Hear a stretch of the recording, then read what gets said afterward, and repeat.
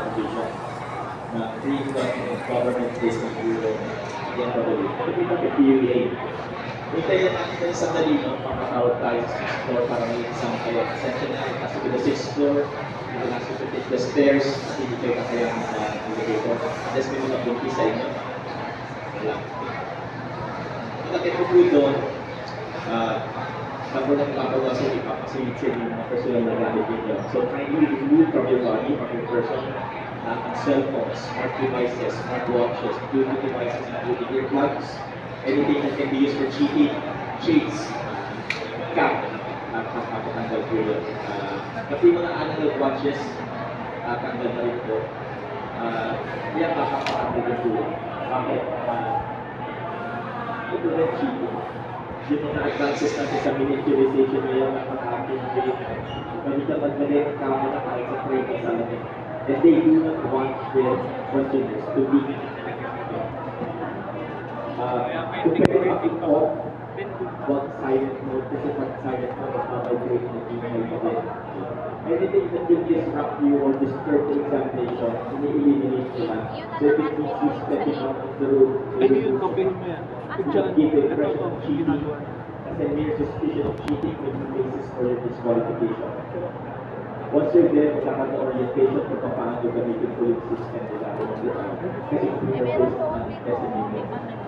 While you undergo orientation, kindly check yung mouse ninyo kung gumagana na maayos. Kindly check also kung headset ninyo, like that, nilagay because may listening and portion to yung exam ninyo. So with malfunctioning headset nyo, baka hindi nyo maintindihan ang aming questions and that might contribute to your failure. Makiusap lang namin kung may technical issue gamit niyo yung computer to raise it before the examination. Kasi pinatalang palitan headset, yung buong workstation papalitan nila. Then don't do it after or during the examination kasi we don't want any disruptions.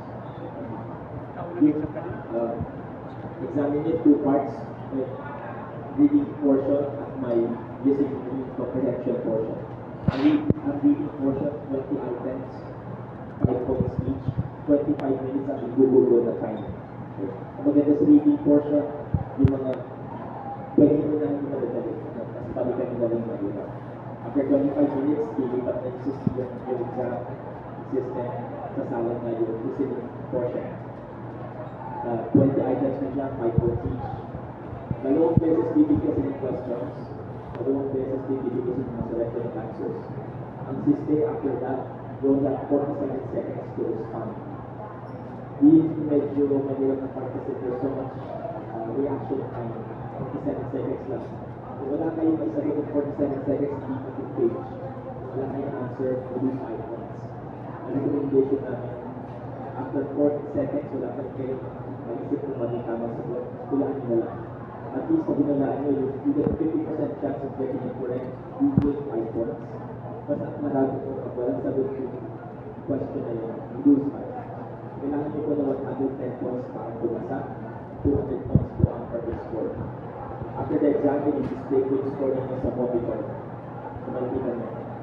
Sa upper right-hand corner din, kung nalilipat na diagram, yung order yung right-hand corner, select ko yung letter A na may plus para i-magnify yung letters. Okay, o palitin. Kung masyado malakas yung sound at speaker, ay control nyo sa headset or din sa right-hand corner na control. Kung malakas yung masyado kanina.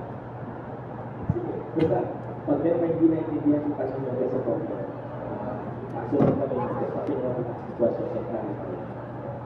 Yung mga papasa sa exam will proceed with the Shiara test. That is the test for model time. So, sabi mo ito yung tutuloy kasi kalalakihan na nakalapin ng mga model blindness. Pero on very rare cases, very big na mga kaya nakakamalas sila lang kayo sa kanya na kayo. Nakakalakihan, marami sa inyo yung alam ng model blindness kayo. So, huwag kasaman mo if you get disqualified.